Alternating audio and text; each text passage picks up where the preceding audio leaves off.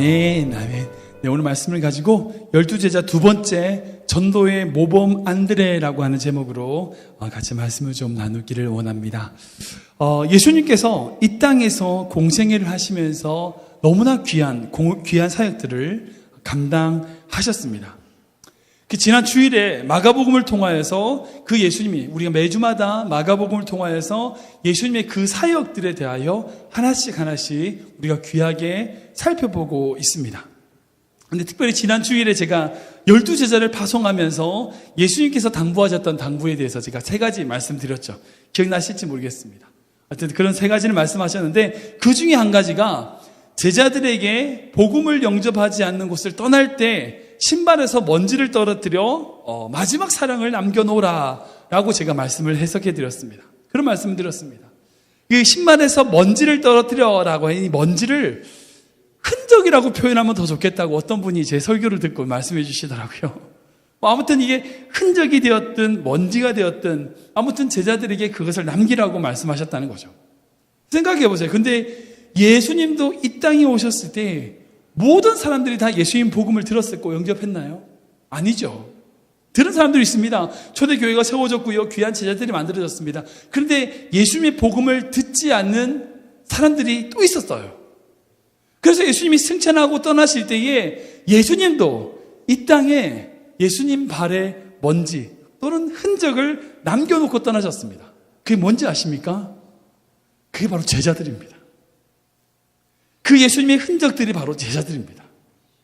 예수님은 이 땅에 떠나셨지만 예수님은 그 가르침을 닮아가며 주님을 위하여 삶을 살아낸 귀한 제자들을 남겨놓으셨습니다. 제가 지난주에 말씀드린 대로 우리가 바로 어떤 존재라고요? 제자들입니다. 우리가 제자입니다. 예수님을 믿지 않는 자들을, 내지는 예수님을 떠나서 지금 세상 가운데 있는 사람들에게 우리 또한 그들에게 다가가 예수님의 모습을 보여줘야 되는 예수님의 흔적, 예수님의 먼지, 우리가 바로 그런 자들이라는 겁니다. 제가 이제 지난번에 한번 베드로에 대해서 말씀 나눴고요. 오늘부터 이제 쭉 12제자에 대해서 좀 말씀을 나누기를 원하는데 이들 삶 속에 예수님의 흔적이 있어요. 예수님의 먼지가 있어요. 그래서 예수님이 어떻게 이들 삶 가운데 역사하시고 이들 또한 어떻게 예수님과 함께 그런 삶을 살았는지를 묵상해 보면서 우리 또한 제자로서 이 세상 가운데 어떻게 살아야 될지를 한번 고민해 보기 원합니다.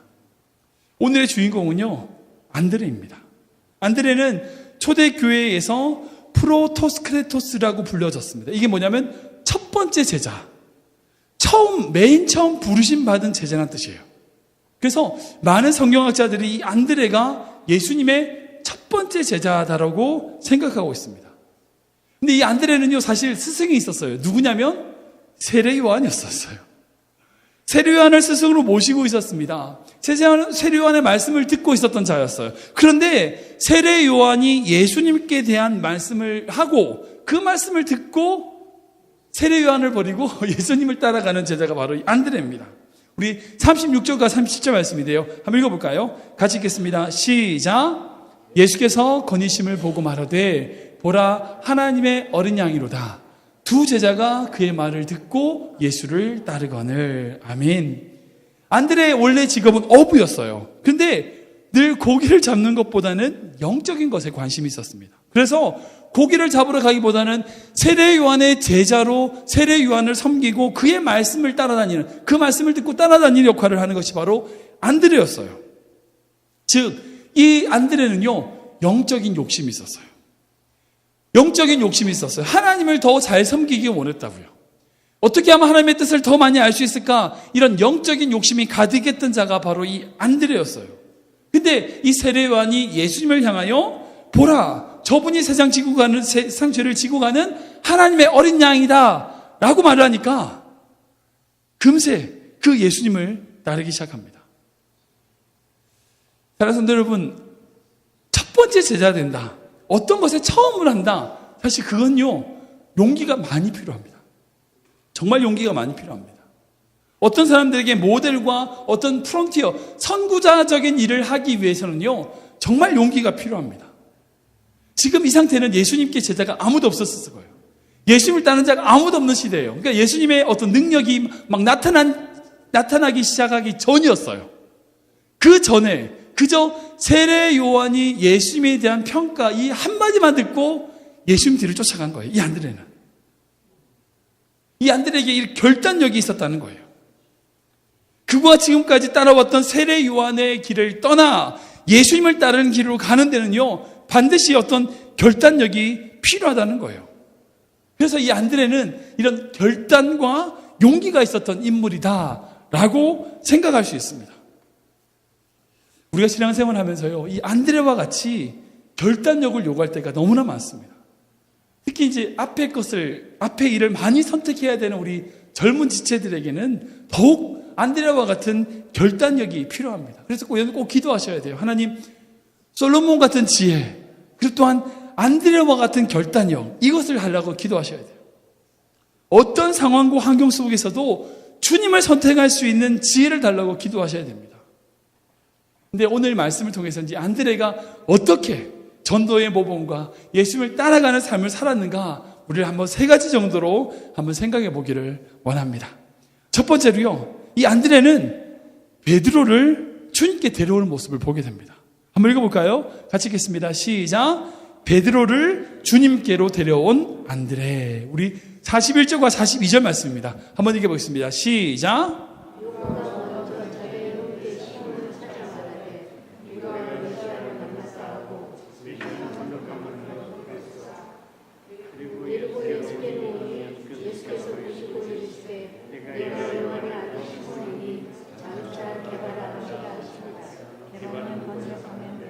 아멘.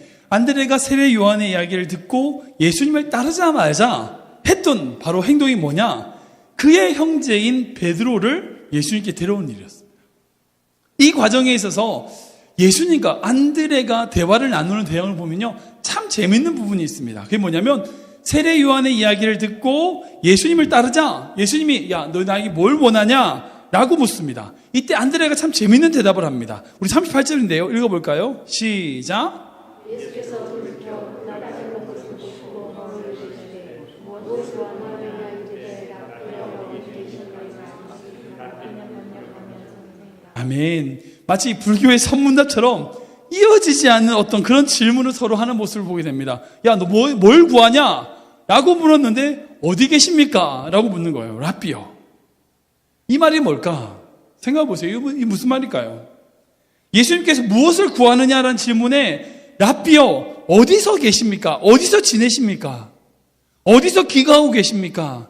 이것은 결국 안드레의 진심이 담겨있는 말씀입니다. 즉 뭐냐? 예수님이 거하시는 곳에 내가 같이 거하겠다는 겁니다. 예수님이 어디 계신지 모르겠지만 그곳에 제가 가겠습니다. 예수님과 함께 머물겠습니다. 예수님과 함께 교제하고 사귀면서 예수님과 함께 머물러 있겠습니다. 라고 말하는 거예요.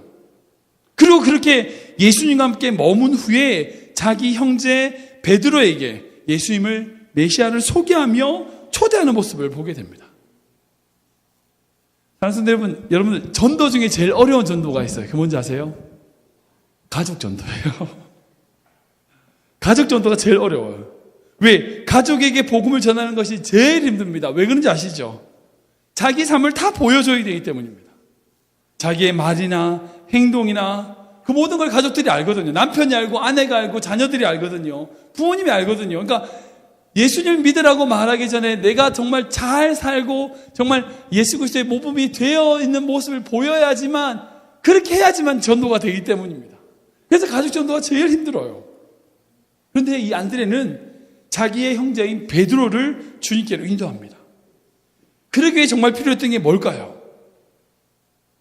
여기서 정말 중요한 안드레의 모습이 나옵니다. 그게 뭐냐? 사랑하는 그 사람을 주님께 나오게 하기 위해서 정말 필요한 건 다른 게 아니에요. 그 자신이 먼저 주님과 함께 머무르는 거예요. 주님과 함께 거하는 거예요. 내 자신이 먼저 주님께 나아가야 돼요. 내가 주님을 만나지 않고, 내가 주님과 교제하지 않고, 내가 주님과 함께 어떤 깊은 관계가 이루어지지 않고요, 말로 전도해 보세요. 절대 전도 안 돼요. 정말 전도 안 돼요. 내가 그리스도의 복음을 말미암아 기쁨을 누리고, 정말 아까 불렀던 찬양처럼 찬양함의 기쁨을, 감사함의 영광을, 이런 찬양을 고백하면서 그 감사와 찬양과 기쁨이 나의 삶 속에 있을 때, 여러분, 전도하지 않아도 전도가 되더라고요. 그런데 말로는 전도하면 정말 예수님 믿으면 복받아, 예수님은 기뻐, 예수님은 감사가 넘쳐하면서 5만 이상을 다 쓰고 있어. 전도 안 되는 거예요. 가족 전도가 그래서 어려운 거죠. 이 안드레는 근데 어땠냐? 먼저 베드로에게 전하기 전에 뭘 했다고요? 예수님과 함께 머물기를 원했다고요. 예수님과 함께 기거하기를 원했다고요. 예수님 앞에, 말씀 앞에 나아가서 자기가 먼저 변화되기를 원했다고요. 그렇게 변화되고 난 이후에 자기의 형제인 베드로를 전도할 수 있는 자가 되었어요. 이게 신앙의 법칙이에요. 내가 바뀌지 않으면요, 가족 안 바뀌어요. 내가 안 바뀌면요, 교회 안 바뀌어요. 내가 안 바뀌면요, 우리 구역이 안 바뀌어요. 이게 성경의 원칙입니다. 내가 남편을 바꾸기 전에 먼저 내가 바뀌어야 돼요. 내 아내를 바꾸기 전에 내가 먼저 변해야 돼요. 나의 부모님을 변화시키기 전에 내가 먼저 자녀로서 변화되어야지 우리 부모님이 바뀌더라고요. 우리 삶 가운데 그런 모습이 되어야 된다는 거죠. 두 번째로요, 안드레는 오병이어를 가진 어린아이를 주님께로 데려온 안드레였습니다. 읽어볼까요? 시작. 아멘. 우리 요한복음 6장에 보면 이 좀 재미있는 이야기가 있습니다. 읽어보겠습니다. 시작.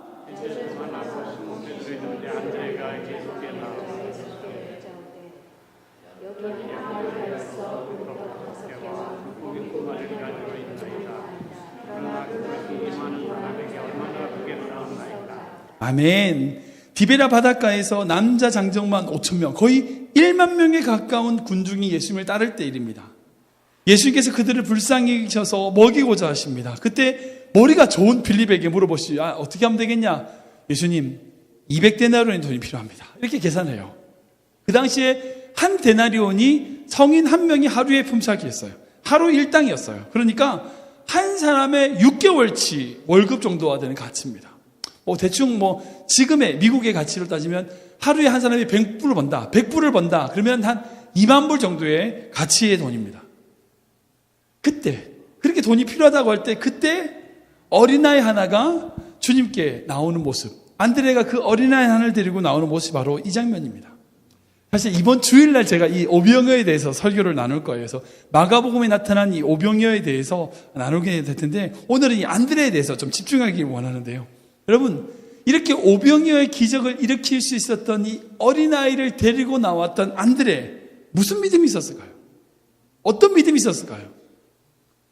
결국은 아무리 작은 거더라도, 아무리 보잘것없는 거라도 주님께 맡기면 된다는 거예요. 그 믿음이 있었어요.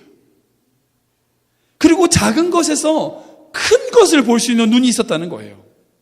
사람의 계산이 아니라 하나님의 변수와 하나님의 방법을 믿었던 사람이었다는 거예요.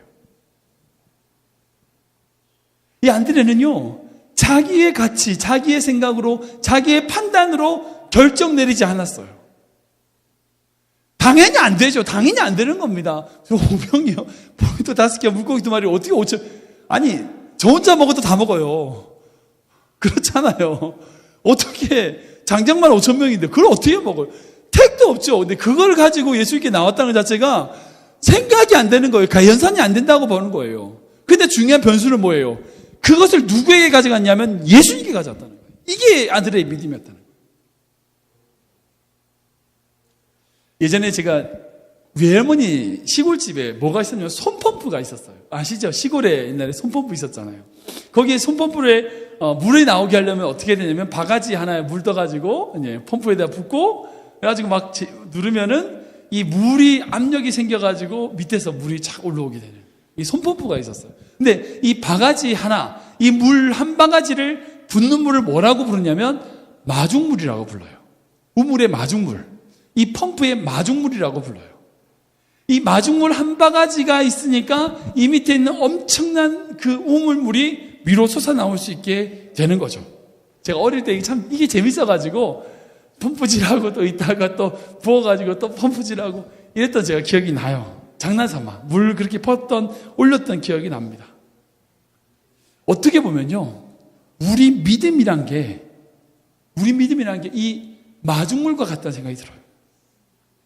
우리가 뭔가를 이루는, 우리 믿음을 이루는 게 아니에요. 여러분들, 겨자씨만한 믿음이 있으면 산을 옮긴다고 말씀하시잖아요. 생각해보세요. 겨자씨만한 믿음이 산을 옮길 수 있냐? 못 옮겨요. 겨자씨만한 믿음은 믿음이에요. 근데 그 믿음이 뭘 움직이냐면 하나님을 움직이는 거예요. 하나님의 능력을 움직이는 거예요. 이게 성경의 법칙인 거예요. 그러니까 믿음으로 말미암아 모든 것을 할 수 있습니다라고 사도 바울이 고백했어요. 당연히 할 수 있습니다. 근데 믿음이라고 하는 것 자체가 능력이 있어가지고 슈퍼맨이 된다. 그게 아니에요. 그 믿음으로 말미암아 하나님의 능력을 보는 거예요. 이게 성경의 법칙이에요. 우리가 이 세상 가운데 살아갈 때에 저는 생각해 보세요. 수많은 환경들과 어려움들이 우리 앞에 다가와요. 그때마다 우리에게 있어야 될 건요, 정말 어찌 보면 겨자씨만한 정말 마중물과 같은 작은 믿음이라고요. 그것만 있으면요, 하나님 이 세상을 바꿔나가세요. 역사하세요. 움직이세요. 내가 지금 비록 보면 아무것도 아닌 것 같고 허허벌판인 것 같고 쓰러져 있는 초가말고인 것 같고 아무도 피폐해 있는 폐허 같아 할지라도, 나무가 잘린 그루터기라 할지라도 그곳에서 생명을 만드시는 분은 하나님이시라고요. 생각해보세요. 6일 만에 이 천지를 모든 걸 다 만드신 하나님이, 그 모든 능력이 있으신 분이 우리에게 그 모든 걸 이루지 못하시겠냐고. 우리에게 있어야 될 것은 내 계산, 내 방법, 내 계획, 내 것의 모든 것에 초점 맞춰서 이건 안 되는 거야 라고 변수를 두는 것이 아니라 하나님의 방법, 하나님의 뜻, 하나님의 계획을 볼 수 있는 이 겨자씨와 같은 작은 믿음을 달라고 기도하는 거예요. 오병이어라고 한 작은 도시락을 냈던 이 어린아이의 믿음, 그 믿음을 보고 야 냅둬 이렇게 말할 수 있는데 그걸로 안 돼 라고 말하지 않고 예수님께 들어왔던 이 안드레의 믿음, 이 믿음이 말미암아 그 놀라운 오병이어의 역사가 일어나게 되더라는 거예요. 사랑하는 성도 여러분, 지금 우리 교회를 보면서 여러분들 어떤 믿음을 가지세요? 어떤 믿음을 가지세요? 도대체 이 교회의 모습을 보시면서 여러분들 어떤 믿음을, 소망을 가지세요? 전 여러분들이 빌립과 같이 계산해서 이건 이렇게 되고 인간적인 계산을 할 수 있는 그런 지혜가 아니라, 그런 생각이 아니라 정말 어린아이와 같이 하나님 이거 주님께 맡깁니다, 주님이 알아서 해주세요라고 고백할 수 있는 그런 믿음의 성도들에게 지금 축원합니다. 저도 이거 그래 봐요. 이거 주님께 맡기면요, 주님 역사하세요. 주님이 이루십니다. 주님께서 놀라운 역사를 새롭게 이루어 나가실 것입니다. 여러분들 믿으시며 그 믿음으로 나아가는 여러분들에게 축원합니다. 세 번째로요. 주님을 믿고자 했던 이방인들을 주님께로 데려왔던 안드레였어요. 그럼 읽어볼까요? 시작. 아멘. 요한복음 12장 말씀인데요. 3절입니다. 4절입니다. 한번 읽어보겠습니다. 시작.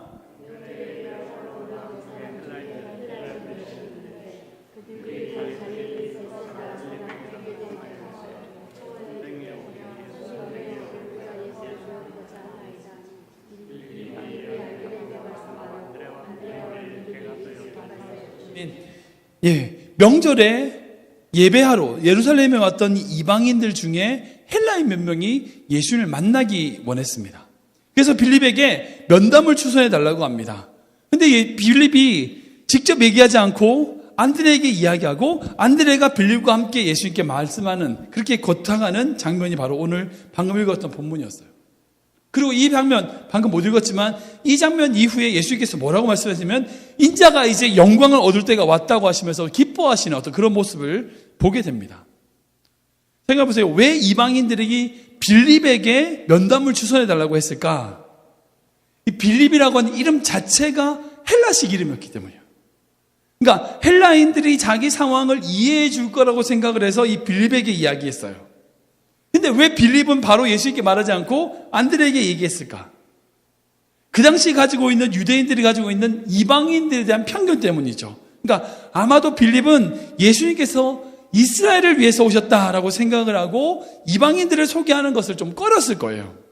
그리고 괜히 자기가 얘기했다가 예수님께 빈찬을 주지 않을까? 그래서 안드레에게 이야기했는데 이 안드레가 결단을 해서 그 이야기를 듣고 예수님께 여쭤보고, 그리고 이 헬라인들을 예수님께로 인도하는 모습을 보게 됩니다. 여기서 이 안드레가 어떤 마음을 가졌냐? 열린 마음을 가진 거예요. 따뜻한 마음을 가진 거예요. 친절한 마음을 가졌어요. 그리고 무엇보다도 예수님의 마음을 뭔지를 잘 알고 있었다고 보는 거예요. 이후에 교회 전승을 보면요, 이때 예수님께 나왔던 이방인 중에 한 명이 바로 누가복음과 사도행전을 기록했던 바로 누가라고 이야기합니다. 이 안드레의 친절한 마음, 이 예수님의 마음이 없었다면요, 누가라고 하는 이 초대교회의 중요한 역할을 감당했던 인물이 태어나지 않았을 거예요. 배출되지 않았을 거예요. 정말 어떤 편견과 선입관으로 넌 그 사람들은 안 돼 라고 예수님 앞에 데려오지 않았다면 누가는 안 만들어진 거예요. 중요한 건 뭐냐? 안드레와 같이 예수님의 마음을 가지고 주님께로 나오려고 하는 사람들을 초대하고 섬기는 마음을 우리가 가져야 된다는 거예요. 전도하는 데 있어서 가려서 하는 성도들이 있다고 제가 어떤 목사님 설교를 들으면서 말씀하시더라고요. 전도할 때 가려서 전도한대요. 이 사람은 좀 전도하기 좀 그렇고 저 사람은 전도하고, 자신이 생각할 때는 이 정도 정도의 수준이 되어야지 내가 말을 좀 통할 수 있지. 저 사람은 전도하면 안 되겠다. 이런 식으로 전도하면서 가려서 전도하는 사람들이 있다는 거예요. 저 사람은 안 된다. 저 사람은 된다. 저 사람 될 만하겠네. 이렇게 판단하는 것은 실수라는 거예요. 중요한 것은 여러분, 내 판단이 중요하지 않아요. 내 판단이 중요하지 않아요. 중요한 건 뭐냐면 전하는 거예요.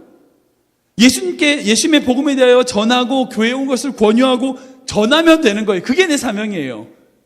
내가 전했어. 전하셨음을 불구하고 그 사람이 받아들이지 않으면 어쩔 수 없는 거죠. 그런데 내가 전하기만 하면 역사하시는 분은 주님이시라는 거예요. 안드레는 주님의 마음을 가진 자였어요. 주님이 무엇을 기뻐하는지 알고 있었던 자였어요. 예수님의 마음을, 복음을 전했을 때에 자연스럽게 그들의 인생 가운데 예수님의 마음이 녹아 들어가더라고요. 말씀을 좀 정리해 보겠습니다. 안드레는요, 예수님의 첫 번째 제자였어요. 그리고 이후에 주님을 위하여 자신의 목숨을 내놓았던 순교자였어요. 그림 한 장을 보여드리도록 하겠는데요. 이게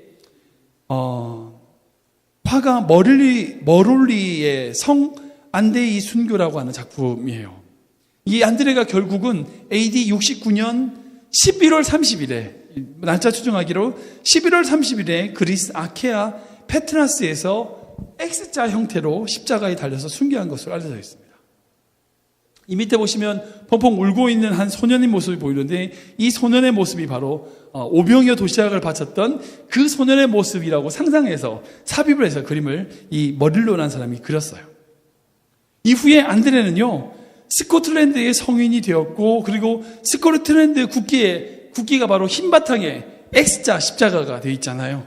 그렇게 된 이유가 뭐냐면 이 안드레가 죽음을 당한 이 순교의 십자가를 상징해서입니다. 그리고 그의 성일이 바로 내일 모레 11월 30일이에요. 사랑하는 성도 여러분, 안드레는요, 가족을 전도할 만큼 먼저 복음을 맛보며 주님과 함께 거했던 인물이었어요. 그가 먼저 변화됐던 사람이었어요. 말로 변화되는 게 아니라 그의 인생과 삶으로 변화되었어요. 그래서 가족을 전도하시는 자였어요. 두 번째로는 가족 작은 것에 소홀하지 않고요, 주님께 가져와서 놀라운 기적을 맛보았던 인물이었어요. 인간적인 판단, 인간적인 계산, 인간적인 가치로 생각하는 것이 아니라 정말 작은 것, 보잘것없는 것이라도 주님께로 가져가면 된다, 주님께 붙여주면 된다라고 하는 믿음의 소유자였어요. 그 믿음으로 말미암아 기적을 보았던 인물이라고요. 그리고 편견과 선입관 없이 정말 모든 사람들에게 정말 예수님을 초대하여 주님을 기쁘시게 한 인물이 바로 이 안드레였어요. 저는 여러분들이 인생 가운데 이 안드레와 같이 주님을 사랑하는 사람이 되기를 지금 축원합니다. 정말 주님을 사랑해서 주님을 위하여 모든 것을 내어주고 주님을 위하여 모든 것을 드릴 수 있는 결단을 할 수 있는 믿음의 사람들 되시길 지금 축원합니다.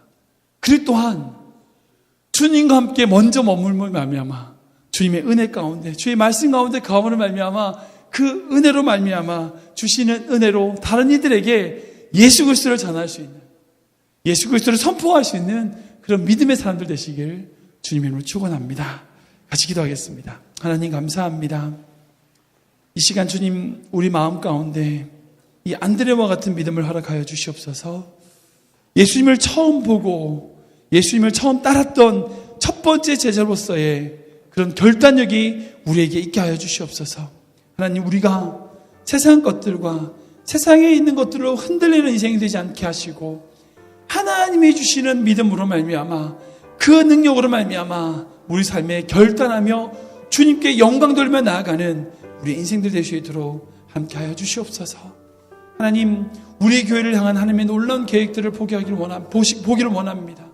인간적으로 보고 인간적으로 판단하기에 보잘것없고 아무것도 아닌데 같다 할지라도 주님 손에 붙들릴 때에 그 오병이어와 같이 놀라운 역사를 일으키는 그 하나님의 놀라운 은혜의 상징이 될 줄 믿사오니 하나님, 우리 교회가 우리 성도들의 삶이 그런 믿음, 그런 삶이 될 수 있도록 인도하여 주시옵소서. 우리의 생명이 되시며 우리의 모든 것 되신 우리 구주 예수 그리스도의 이름으로 감사하며 축복하며 기도하옵나이다. 아멘.